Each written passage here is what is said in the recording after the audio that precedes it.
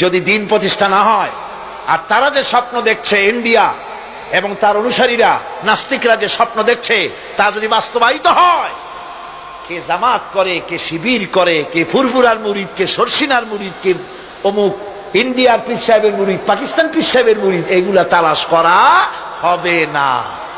হবে? ওই যে রাশিয়া এসে ঢুকছিল কোথায়? আফগানিস্তানে। সেইখানে সব আলেম ওলামারা জঙ্গলে যাইয়া এক হইল। ওই যে একজন বলছিল যে আমি গেলাম, আমার ছেলে গেল তার মামু বাড়ি, মাইয়া গেল তার নানা বাড়ি, বউ গেল তার বাপের বাড়ি, আমি গেলাম আমার শ্বশুর বাড়ি, যাই দেখি সব এক জায়গায়।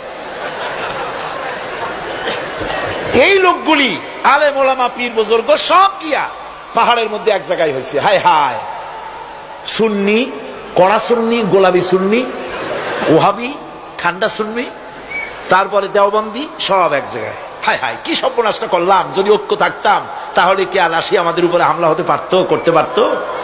চোখের পানি ফেললো, কানলো, একে অপরকে জড়াই ধরলো। তখন অনেক সর্বনাশ হয়ে গেছে, অনেক জীবন দিতে হয়েছে এই ঐক্যের পর। তারপরে আল্লাহ মেহেরবানি করেছেন তওবা করার কারণে।